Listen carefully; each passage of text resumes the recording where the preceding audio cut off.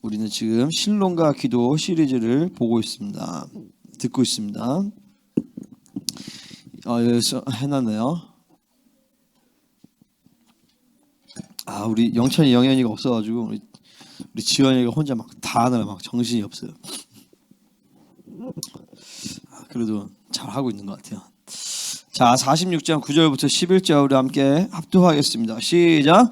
너희는 옛적 일을 기억하라. 나는 하나님이라. 나 외에 다른 이가 없느니라.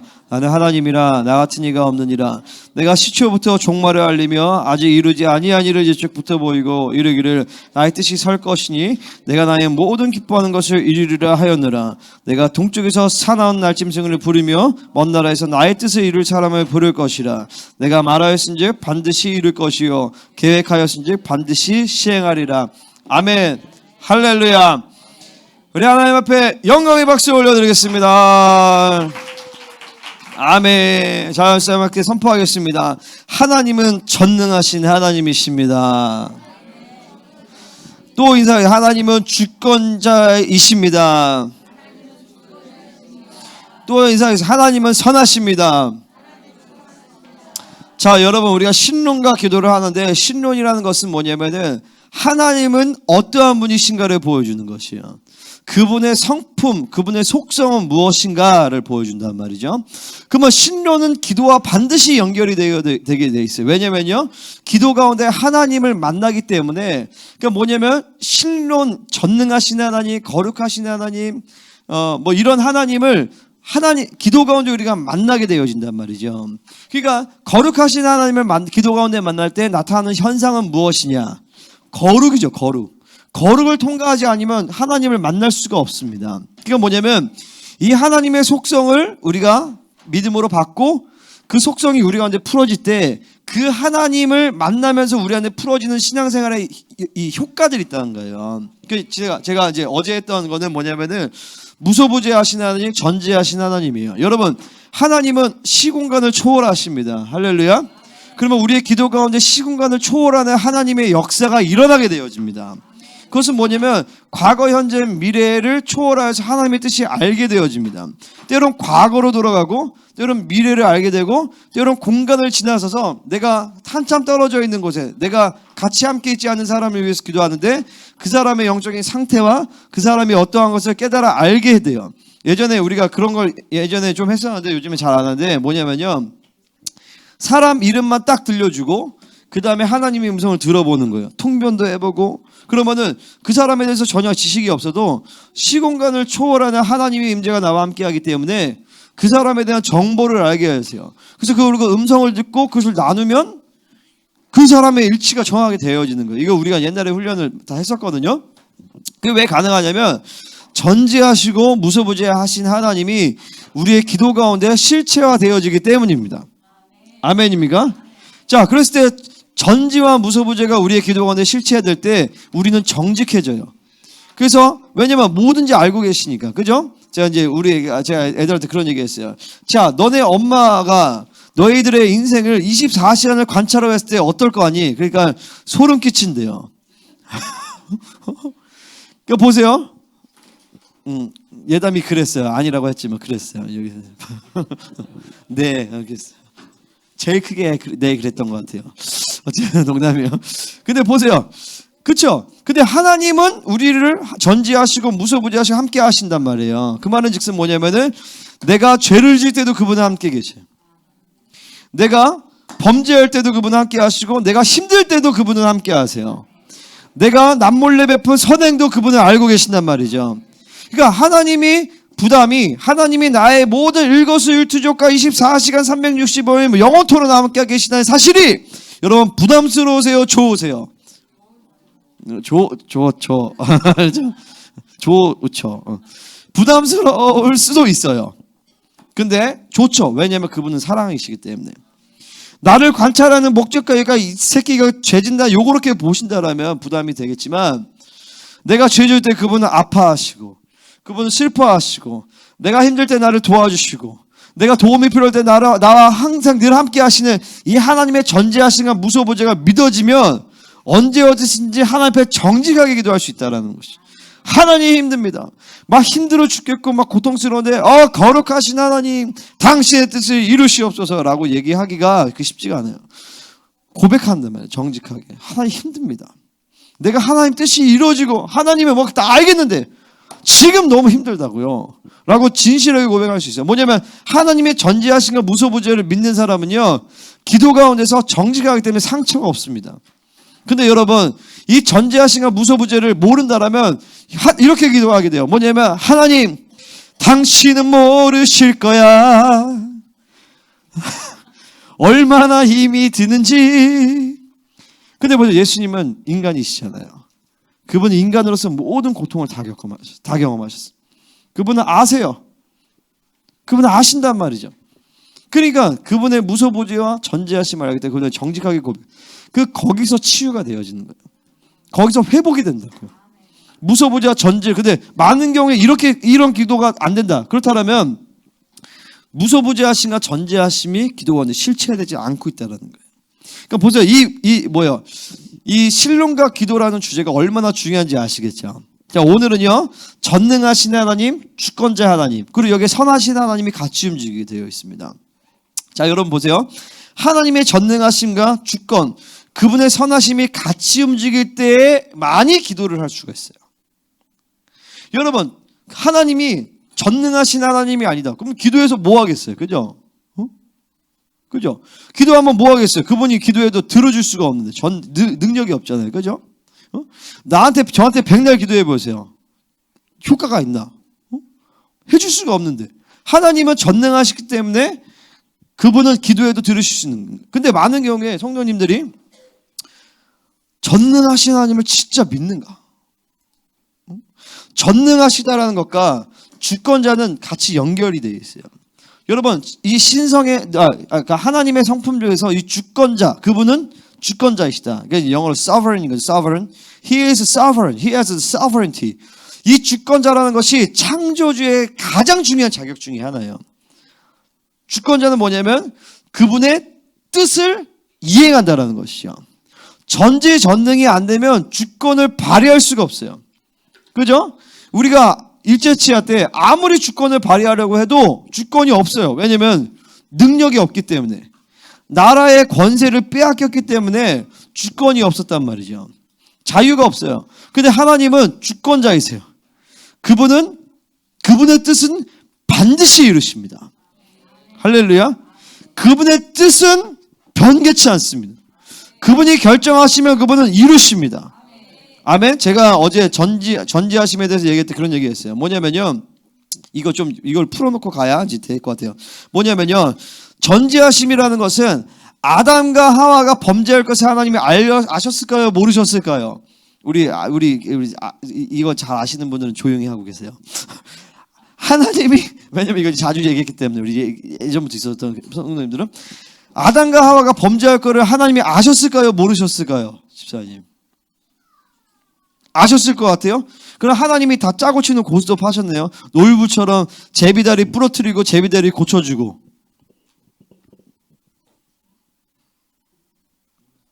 몰랐을 것 같아요? 그럼 하나님은 무능력한 하나님이시네요.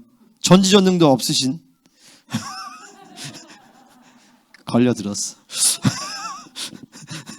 뭐냐면요, 하나님은 전지전능하시기 때문에 모든 것을 아실 수 있는 능력이 있으시지만 그분은 그 전지하심을 사용하지 않으신 거예요.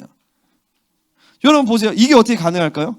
신의 능력이 있는데 신의 능력을 사용하지 않다는 거예요. 이것이 이해가 안 된다면 예수님을 보시면 돼요.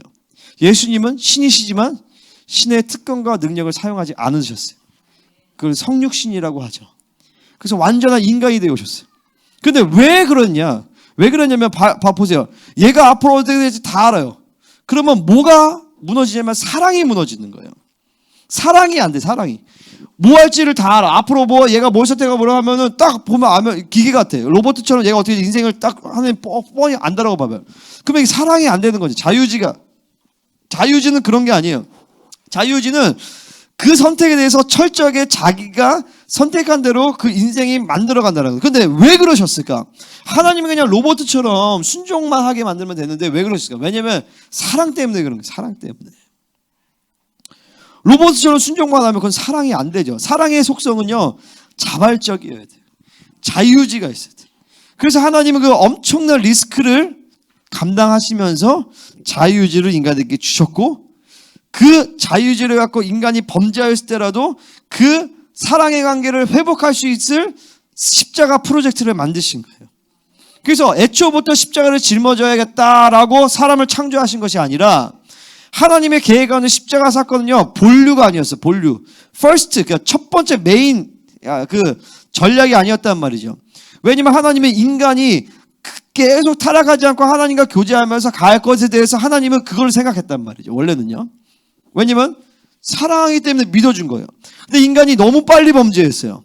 그러니까 그럼에도 불구하고 이 사랑을 온전히 이룰 수 있을 십자가 프로젝트를 천국에서 빡 발표를 한 거예요.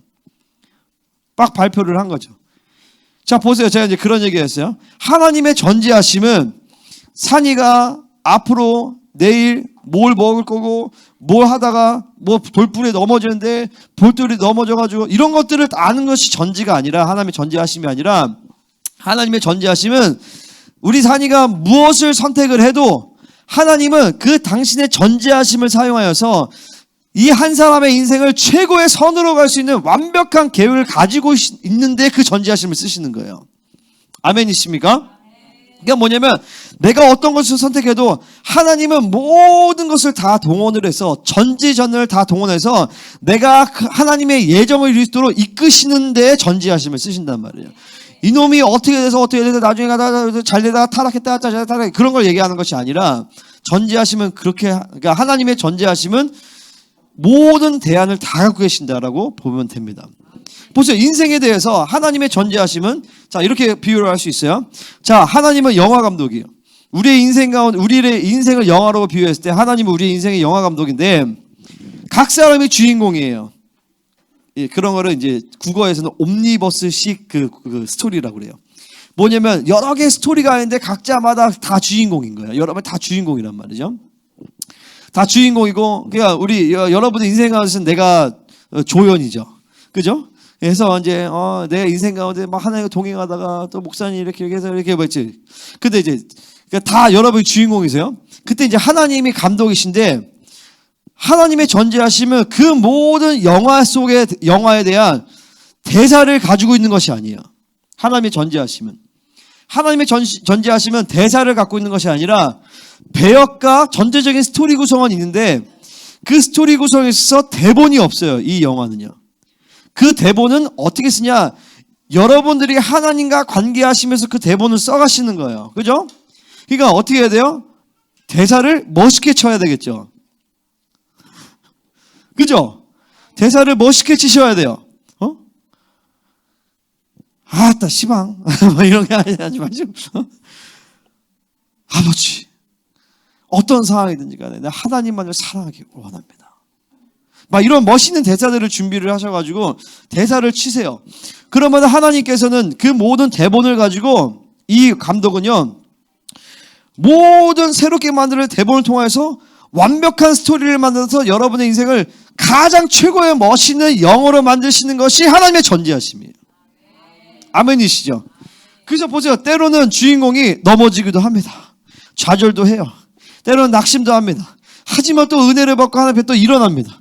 그러면서 여러 가지 좌충우돌과 막 이런 걸 통해서 절정력 찍고 하다가 내 인생 가운데서 가장 최고의 영화로운 시점에서 우리는 주님 앞에 불림을 받게 되어 있어요. 그러니까 그 하나님은 그 전지하심을 그렇게 쓰신다고요.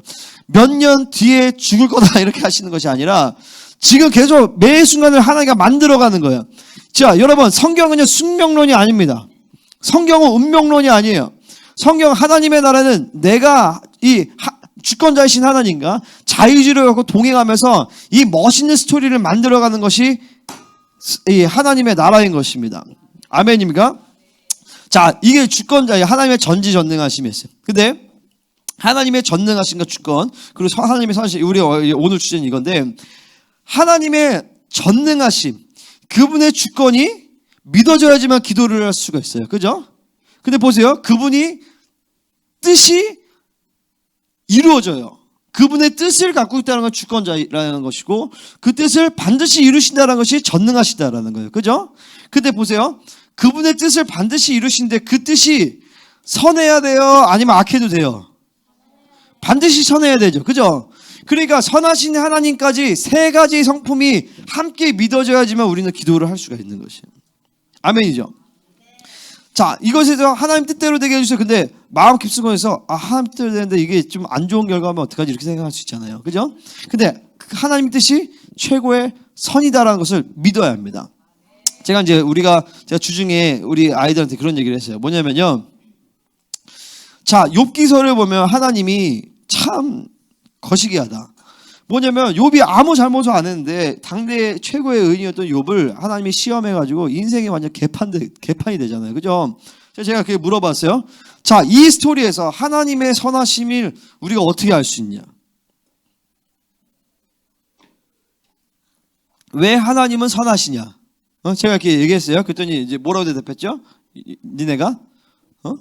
뭐라고 대답했죠? 그러니까 하나님 거니까 주어든지 뺐든지 하나님은 괜찮다라는 거예요. 하나님이 거니까 그런 얘기했고 또 뭐냐면은 모든 것을 통하여서 하나님이 또 욥을 축복해 주시고 그랬기 때문에 선하다 이렇게 얘기한단 말이에요. 제가 그랬어요. 이 스토리에서 하나님이 선하신 이유는 하나님이 선하시기 때문에 선하신 거예요. 아멘입니까? 하나님의 선하심은 증명해야 될 문제가 아니에요. 그분이 사랑이다라는 것은 그분이 증명하실 게 없는 거예요. 그분의 성품은 그냥 주권이요. 믿는 거예요. 믿는 거. 그러면 그것이 믿어질 때 그 선하심의 안경 가운데서 사랑을 볼 수가 있어요. 그러면 그 선하심의 안경에서 보니까 그분이 욥을 테스트한 것도 선하심. 그분이 욥을 죽이지 않으신 것도 선하심. 그분이 욥에게 친구들을 보내신 것도 하나님의 선하심. 그분이 욥을 결국에 회복시키신 것도 하나님의 선하심. 아멘 안 하시네요. 할렐루야. 그 하나님의 선하심에 그거를 나에게 증명하세요. 이렇기 때문에 하나님이 선하시군요가 아니라 그냥 그 선하심은 그냥 믿는 거예요. 할렐루야. 그리고 그 선하심의 안경을 봤더니 진짜 선하시네. 진짜 선하시구나라고 보는 거예요. God is good. God is good. All the time. 그게 성숙한 신앙이죠. 그러니까 그분의 뜻은 늘 굿이에요. 굿. 최고의 선인 거예요. 아멘입니까? 자, 크게 첫 번째로 보겠습니다. 하나님의 전능하신가 주권 그리고 하나님 내가 다 했네 이미 벌써. 자, 하나님의 이게 첫 번째 대지고 그 밑에 1번 하나님의 전능하신가 주권을 믿을 때 기도할 수 있어요. 그죠? 이걸 못 믿으면 기도가 안 되는 거죠. 전능하지 않은 하나님께 뭐하러 기도하겠어요? 주권이 없는데 자기 뜻대로 이루지 못하는데 하나님께 뭘 기도하겠어요? 그죠? 하나님은 뜻이 정해지면 반드시 하십니다. 그죠? 하나님의 뜻이 정해지면 하나님은 반드시 행하십니다. 자, 두 번째, 그 전능하신 주권자 하나님은 바로 선하시다라는 거예요. 하나님의 주권과 하나님의 선하심이 함께 움직이는 것을 바로 하나님의 섭리라고 합니다. 하나님의 주권과 하나님의 선하심이 함께 움직이는 것을 바로 하나님의 섭리라고 한단 말이에요. 아멘이죠? 하나님의 주권, 전능하신 하나님의 선하심을 믿어야 기도할 수 있어요. 세 번째, 그러니까 그렇기 때문에 그 하나님의 뜻을 알아야지만 기도가 가능하다라는 거예요. 물론 하나님의 뜻을 바로 알 수 없기 때문에 일단은 기도하는 것입니다. 하나님 치유되게 해주세요. 하나님 이렇게 돌파되게 해주세요. 하나님 이렇게 열어주세요. 확장되게 해주세요. 기도를 합니다. 근데 그 과정 가운데서 반드시 하나님의 뜻을 분별하게 되어지는 시간이 반드시 가게 되어지고 그래서 그 하나님의 뜻을 알아야지만 우리는 기도를 할 수가 있는 것이에요. 아멘이죠. 그래서 하나님이 시작부터 계획하시고 반드시 그렇게 하시는 주권자이세요. 그러니까 삶의 목적과 동기 방법인 하나님의 사람에게 하나님의 계시가 임합니다. 그죠? 그러니까 가장 중요한 건 뭐냐면 기도 가운데서 내 뜻을 포기하고 내 나라가 죽어지고 하나님의 뜻을 발견되어지고 하나님 뜻이 이루어지게 하는 기도가 제일 중요한 거예요. 그래서 주기도문이 중요하죠. 그죠? 그래서 그 하나님의 뜻을 우리는 반드시 알아야지만 기도할 수 있다라는 것이죠. 자, 이제 크게 두 번째로 하나님의 주권과 기도의 의문점을 한번 보겠습니다. 자, 이런 의문점이 있어요. 뭐냐면 모든 것이 하나님의 뜻대로 다 된다는데 꼭 굳이 내가 기도를 해야 하는가? 그죠? 자, 한번 옆 사람에게 한번 물어보세요. 모든 것이 다 하나님의 뜻대로 되면 왜 굳이 기도하세요? 한번 물어보세요.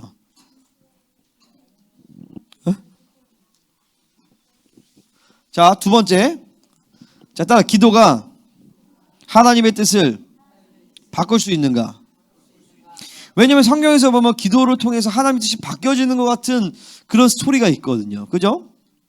아브라함의 그 기도 있잖아요. 소돔과 고모라를 멸망시키는데 아브라함이 쇼부를 보잖아요.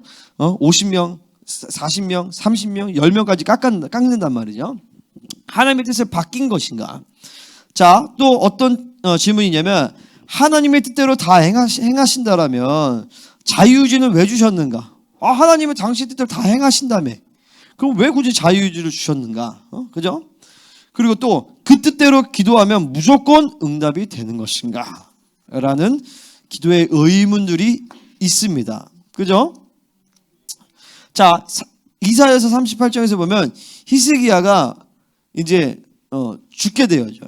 너 죽는다 했더니 그가 회개합니다. 회개하고 하나님 앞에 하나님 내가 선한 일을 행했던 것을 기억하여 주십시오라고 합니다. 그때 하나님이 히스기야에게 15년이죠. 15년의 연수를 더하십니다.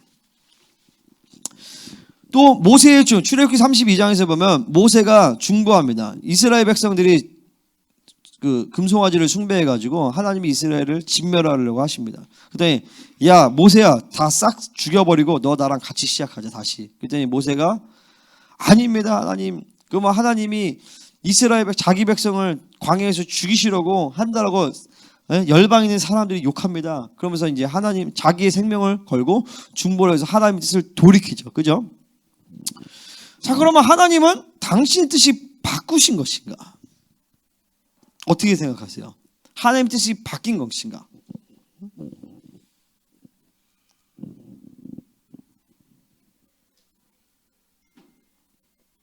자, 하나님 뜻이 바뀐 것 같으세요?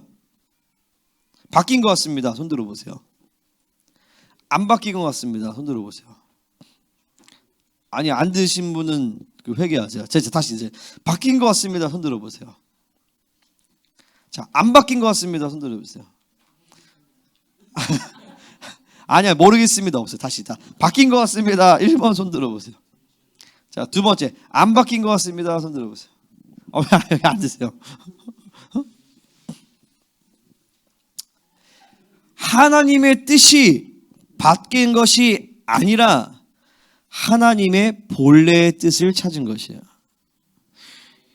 제가 예전에 어떤 영화를 봤는데 누구죠? 장영실가 세종대왕 그 영화에서 그 영화의 뭐죠? 그 역사가 진짜 그랬던 건 모르겠지만 그 영화에서는 이랬어요. 뭐냐면요, 세종이 장영실을 너무 사랑했어요.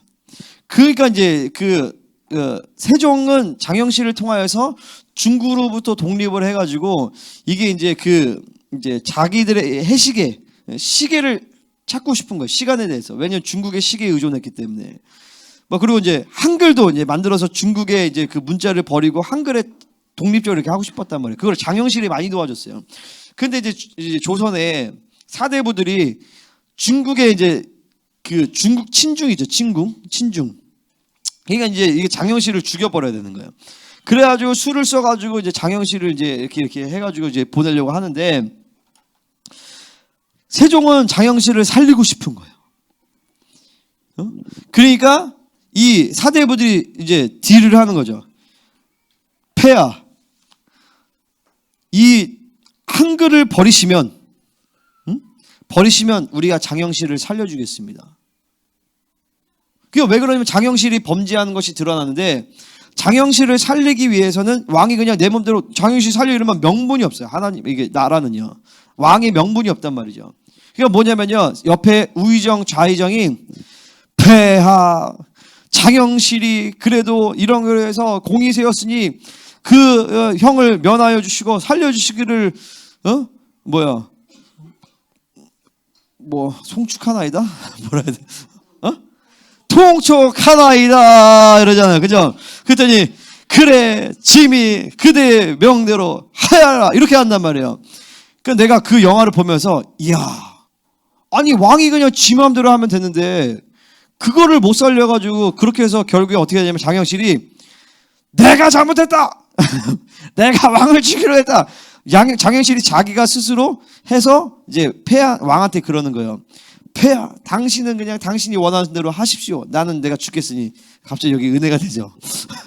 이게 뭐냐면요, 내가 얘기하려고 한 게 아니라 뭐냐면 왕이라고 해서 지하기 마음대로 할 수 있는 것이 아니라 공의와 법도가 있기 때문에 중보자가 폐하, 그래도 이러기 때문에 살려주셔야 됩니다 라고 해야 되는 거예요. 하나님의 나라가. 그러니까 하나님이 보시기에 소돔과 고모라를 다 진멸해버리고 죽이고 막 롯도 다 죽여버려야 되는데 이스라엘 백성 다 진멸했는데 하나님이 사실은 그거를 원하시는 것이 아니에요. 그 에스겔서에 보면 그러죠. 누가 무너진 터에 세워서 중보할 자가 없어서 내가 그들을 진멸하게 만들었다라고 한단 말이죠. 뭐냐면 누군가가 중보자가 그 무너져야 되는 그곳에 서가지고 이 무너져가는 곳을 위해서 범죄한 자를 위해서 중보해줘야 하나님의 뜻을 돌이키는데 그 중보자가 없기 때문에 하나님의 뜻을 발견하는 자가 없기 때문에 하나님이 원하시진 않지만 당신의 공의의 법도에 의해서 심판하신다는 거예요. 할렐루야. 아멘.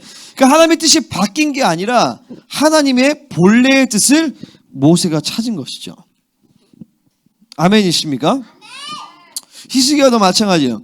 하나님의 뜻만이 이루어집니다. 그러니까 반드시 하나님의 뜻을 찾아야 돼요.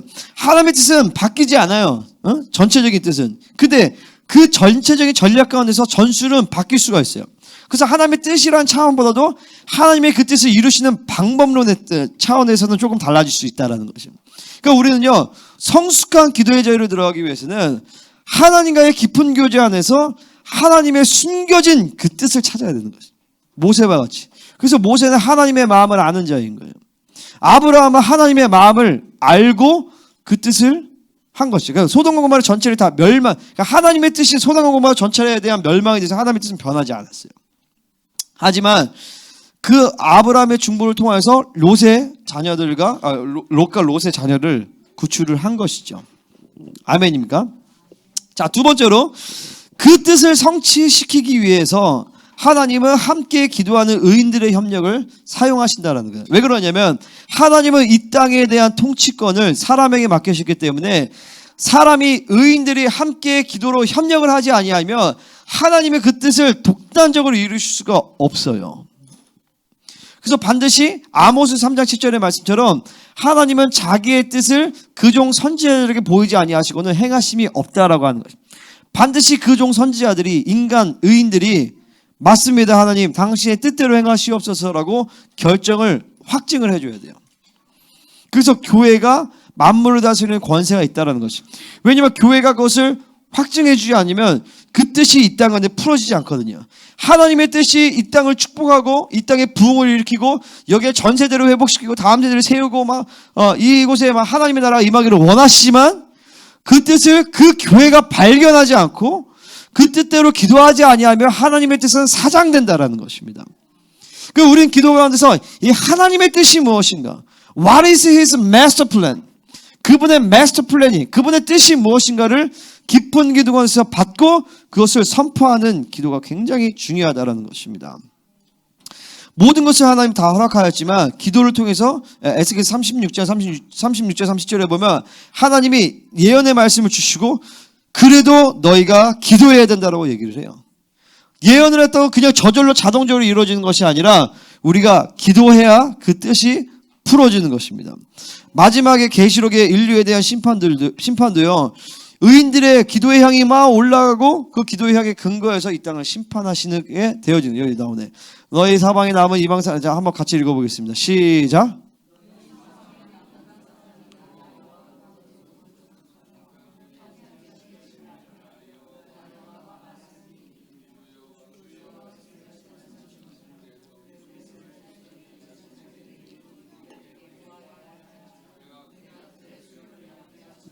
자, 그죠?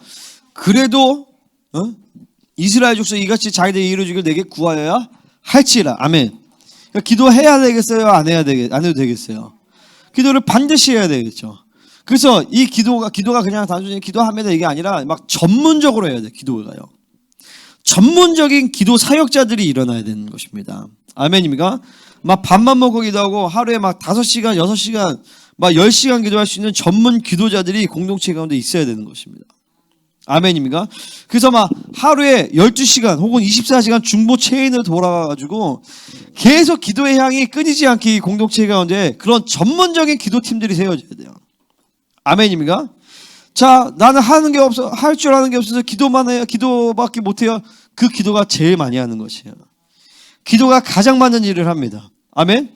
여러분 그거 보세요. 예수님이 십자가에 죽으시고 부활하시고 하늘에 올라가셨어요. 그분은 원하시면 이 땅에 다시 내려오실 수 있을까요? 없을까요? 있죠. 근데 왜 안 내려오실까요? 그분은 지금 뭐 하고 계세요? 왜 중보하실까요?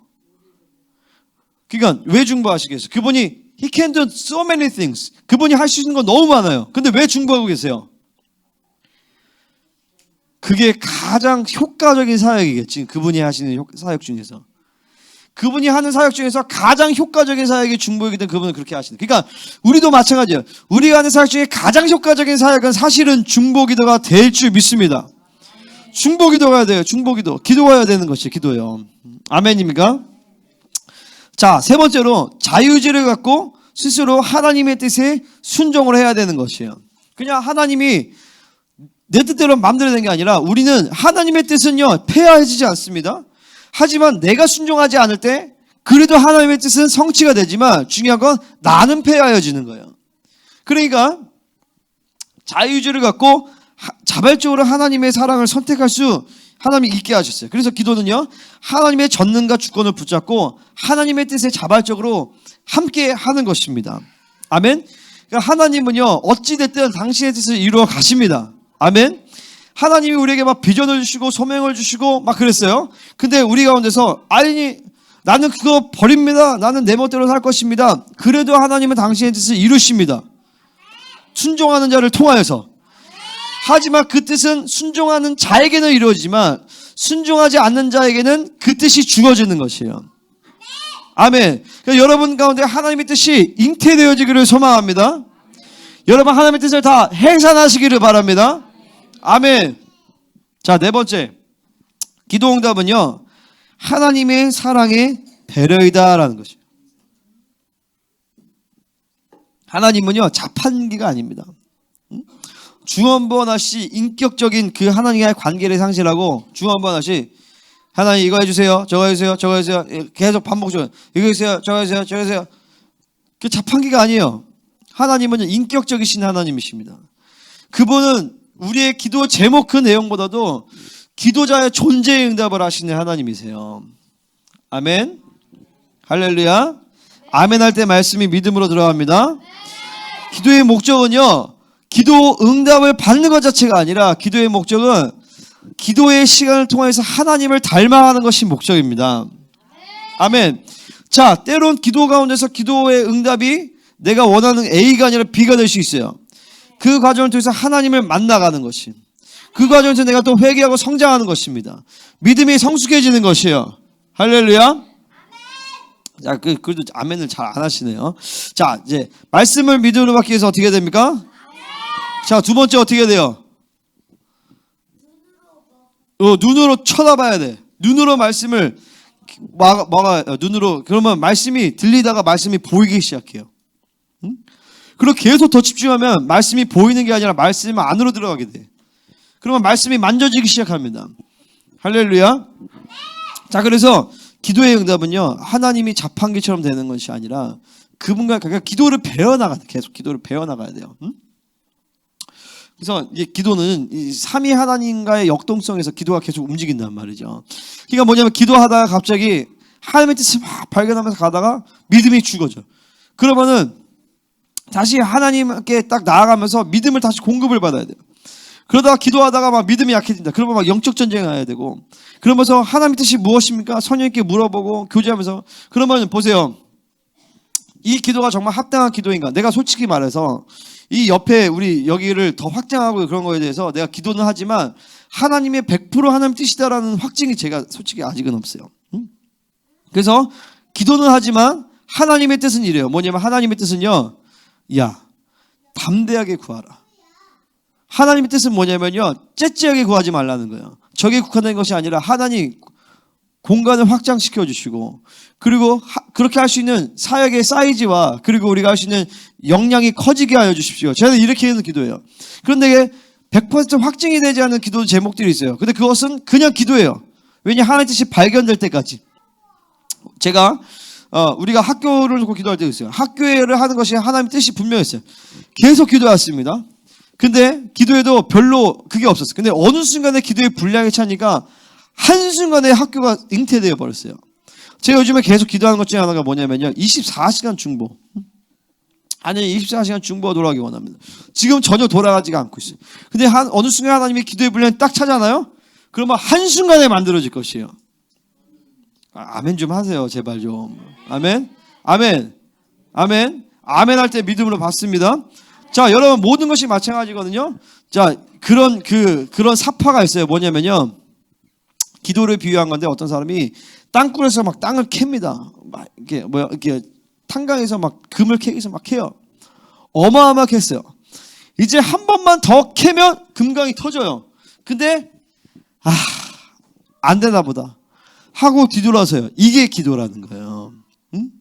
기도가 잉태될 때까지, 응답일 때까지 그 몇 번만 더 치면 이제 나오는데, 몇 번만 더 치면 이제 응답이 이루어지는데, 거기서 못하게 하는 거예요. 왜냐하면 이제 그 분량이 차기 시작하면 그때부터 막 쏟아지는데, 원수가 그걸 정확하게 하기 때문에 딱 그 직전에 어마어마하게 공격을 하는 거죠. 불신을 주는 거예요.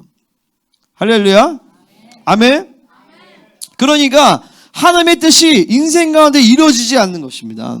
그러니까 보세요. 그러니까 그런 차원에서 믿음의 대가 오래되어지는 것이 굉장히 중요해요. 왜냐면 그러니까 믿음의 조상들이 기도를 많이 쌓아놓으면 기도의 열매들을 자녀들이 다 먹게 되어 있어요. 그러니까 여러분, 우리 어르신들은 내 때에 그것을 다 이루지 못한다 할지라도 기도를 많이 심으시기를 바랍니다. 그 기도는요, 수천 년을 이어갈 수 있어요. 예수님의 기도는 지금도 수천 년을 이어가십니다. 여러분의 기도가, 여러분은 가셔도 여러분의 기도와 그 말씀과 진리는요, 영원토로 이어져요. 그러니까 영원하지 않은 세상에서 영원한 사역이 가능한 것입니다. 그래서 그 말씀과 기도는 영원토로 이어가기 때문에 많은 기도를 쌓으시기를 바랍니다. 그러니까 보세요. 이 기도가, 이게 대가 쌓여야 돼, 대가. 1대1도 상관이 없어요. 기도를 많이 해야 돼, 많이. 기도를 많이 하면서 기도가 쌓여서 어느 순간에 딱 될 때 이게 하나님이 쏟아 부으실 것입니다. 전능하신 그분의 뜻이 막 삶 가운데 이루어지기 시작합니다. 할렐루야. 아멘. 자, 마지막 세 번째. 하나님의 주권 가운데 기도하기 위해서는, 이거 이제 짧아요. 자, 첫 번째. 사고체계 안에 있는 잘못된 정보를 입력을 시키지 말아야 됩니다. 자, 지정의 세상의 잘못된 정보를 제거하시기를 바랍니다. 내가 이제 제가 어제 좀 힘들었는데 말씀을 선포하니까 살아나기 시작해요. 왜냐면 결국에 보니까요, 모든 영의 역사는요 다 진리로부터 시작이 돼요. 진리가 타락하니까 영이 역사하기 시작하는 거예요. 그러니까 인생의 모든 문제는 상황과 조건, 환경 그 자체가 문제가 아니에요. 다 믿음의 문제입니다. 믿으십니까? 하나님과의 관계만 해결되면 다 해결이 되는데, 그 관계가 어떻게 해결이 되냐면 영과 진리가 같이 움직일 때 그것이 해결돼요. 왜? 꼈어? 심각해? 아유, 저 맨날 누나 때문에 더 놀래. 심하게 깼어? 깜짝 놀랐네. 닫았어. 어쨌든 자 무슨 얘기가 그랬지? 자, 정보. 그러니까 결국의 문제는요, 잘못된 정보예요. 제가 이제 힐링 코드 그 책을 제가 보면서, 야, 이게 과학이 진짜 이게 하나님의 역사가 내가 인간론에 대한 것이 그대로더라고요. 뭐냐면요, 질병이라는 것이 과학자들이 얘기하는 것이 90%가 스트레스 때문이래요. 10%는 유전적인 요인인데 그 10%의 유전적인 요인은 내가 뱃속에 있을 때 부모의 스트레스로 받은 것이 그 유전적인 요인인 거예요. 그러니까 쉽게 얘기해서 모든 질병의 100%는 다 스트레스가 요인인 거예요. 그래서 잠언 말씀에 사람의 심령이 병을 이기거니와 이런 얘기 나와요. 심령이 상하면 어떻게 이기겠냐 이렇게 얘기가 나오거든요. 그 모든 병은 사실 사고에서 관장을 하는 거예요. 모든 질병에 대해서. 믿으십니까? 아멘? 그게 뭐냐면 마음의 문제를 해결하면 모든 질병은 치유가 되는 거예요. 자, 교감신경이 있고 부교감신경이 있어요. 이거를 자율신경계라고 해요. 자율신경이 뭐냐면요, 밥 먹을 때 내 위를 움직여야겠다 막 해서 위가 움직이는 거 아니잖아요. 그죠? 자율신경이잖아요. 그냥 자동적으로 움직이잖아요. 그죠? 모든 내 몸의 신경계가 90% 이상의 자율신경계란 말이에요. 그 자율신경계 중에서 교감신경과 부교감신경이 있어요. 교감신경은 뭐냐면요, 싸우고 전투하고 막 경고고 막 이런 거예요. 전쟁 시기. 부교감신경은요, 성장, 치유, 관리를 다스려요. 그러니까 우리의 이 삶은요, 교감신경과 부교감신경이 계속 왔다 갔다를 해요. 지금 같은 경우에 제가 이제 교감신경이 움직이겠죠. 그죠? 막 설교하고 그러니까. 그러니까 교감신경이 움직일 때는 부교감신경이 멈춰요. 성장, 치유, 관리가 멈춘단 말이죠. 그러니까 여기선 괜찮다가 내려가면 몸이 아파. 그러니까 교감신경과 부교감신경의 밸런스가 깨질 때에 스트레스가 생기는 거예요. 그 스트레스가 생기면서 세포가 가지고 있는 에너지 파장에 문제가 생겨요. 그러면서 잘못된 에너지 파장을 만들어내니까 거기서부터 이제 신경이 끊어지고 병이 생기게 되어지는 거예요. 그러니까 뭐냐면요, 계속 교감신경만 움직이는 사람은 이제 몸이 골병이 드는 거예요. 그러니까 계속적으로 내가 쉬어줘야 되고, 교감신경이 그러니까 별것도 아닌 상황에서 교감신경이 많이 움직이는 사람들이 있어요. 예민한 사람들. 예민하면 남들은 편한데, 남들은 부교감신경인데 자기는 교감신경이 움직여버려요. 예민하니까 스트레스를 많이 받는 거예요. 그러니까 몸에서 곳곳에서 이제 몸이 망가지기 시작하죠. 그럴 때 그 세포가 이제 잘못된 에너지 파장을 만들어내는데, 그 원인이 뭐냐면 바로 세포에 기억세포가 들어있는 거예요. 할렐루야. 기억세포가 있는데 그 기억이, 내가 안 좋은 기억이 움직일 때 그 세포로부터 잘못된 에너지 파장이 나오는 거예요. 무슨 말인지 아시겠어요? 그러니까 뭐냐면 내 사고 체계 가운데서 잘못된 비진리와 정보들이 나로 하여금 스트레스를 받게 하고, 그 스트레스가 운행이 되어지면서 몸의 에너지 파동이 잘못되게 가동이 되어지면서 몸에 질병이 생긴단 말이죠. 아멘입니까? 그래서 이건 이제 힐링 코드는 뭐냐면은 인간의 몸에 4개의 배전판이 있기 때문에, 신경 그 전기력이기 때문에 에너지 파동을 성령으로 기도하면서 에너지 파동하면서 그거를 치유하는 거예요. 그럴 때 에너지 파동이 잘못된 파괴적 에너지 파동이 이렇게 가는데, 이거를 역으로 돌려서 일치를 시키는 게 힐링 코드의 핵심이거든요. 그러니까 한번 해보세요. 근데 제가 보니까 정상적으로 기도 생활을 하는 사람은요, 힐링 코드도 필요가 없어요. 정상적인 기도를 생활하는 사람들은 매일의 기도 생활 가운데서 스트레스를 다 날려버리거든요. 모든 프레셔와 내 삶의 부담과 스트레스를 하나님과 다 풀어낸단 말이죠. 방언하면서, 그러면서 하나님 내 안에 모든 불신앙과 스트레스와 기간, 그렇잖아요. 그러니까 여러 번 기도할 때 그냥 율법적으로 기도하거나 그냥 위선적으로 기도하면 그것이 안 돼요. 근데 아까 제가 얘기한 것처럼 정직하게 기도하면 그렇잖아요. 어떤 사람을 생각할 때 그러니까 이제 스트레스가 되는 게 있잖아요. 이 사람만 생각하면 막 짜증이 올라와. 응? 너 지금 감정이입했지. 어떤 상황만 생각하면 막 짜증이 올라온단 말이죠. 그거를 하나님과의 관계에서 쭉 풀어내야 되는 거예요. 사람과의 관계에서는 용서해야 되는 것이고, 용납하는 것이고, 그리고 어떤 상황에 대해서는 하나님 그 상황이 왜 그렇습니까 하면서 내가 내 어떤 그 원인을 발견해서 치유를 해야 되는 거예요. 그럴 때 스트레스가 사라지죠. 그렇죠? 그러니까 자연스럽게 몸이 건강해지는 거예요. 아멘이죠. 그러니까 보세요. 사역을 받는 것이 중요합니다. 사역을 받아서도 여전히 내 마음 가운데서 계속 스트레스가 쌓인다. 그러니까 스트레스라기보다도 잘못된 비진리예요. 비진리와 정보들로 해서 자꾸 내 마음 가운데 평강이 깨트려지면 그 틈을 타고 원수들은 계속적으로 역사하기 때문에 근본적으로 영과 사고, 마음, 육체의 치유가 같이 이루어져야 되는 거예요. 아멘이시요. 자, 그래서 사고체계하는 잘못된 정보를 입력시키지 말고 정보를 제거해야 되는 것입니다. 두 번째, 성경을 깊이 묵상하고 진리를, 이거 왜 자꾸 왔다 갔다 해? 아까 거긴데? 아니, 두 번이에요. 2번. 성경을 깊이 묵상하고 진리를 체계화하셔야 돼요. 그러니까 보세요. 이제 여러분, 제가 이제 주일 설교, 그러니까 제 설교가 이제 어떻게 돌아가냐면, 주일 설교 때는 제가 이제 가장 중요한 말씀들이 선포되어져요. 그리고 제가 전체적인 진리 체계 백업이 있어요. 그러니까 제가 지금 이제 신론가기도 이런 건요, 준비를 안 하고 설교를 해요. 그러니까 준비가 뭐냐면 그냥 한 번, 두 번, 읽어보면, 왜냐면 내가 다 정리를 해놨던 거기 때문에. 그렇지 않고 내가 매주 이런, 그러니까 수요일 예배나 목요일 예배나 이런 것들을 또 준비해서 하려면 시간이 없어요. 그러니까 내가 기본적으로 가지고 있는 진리체계 백업이 이렇게 있단 말이에요. 요것만 해도 수년을 제가 설교할 거리가 있어요. 짱이죠.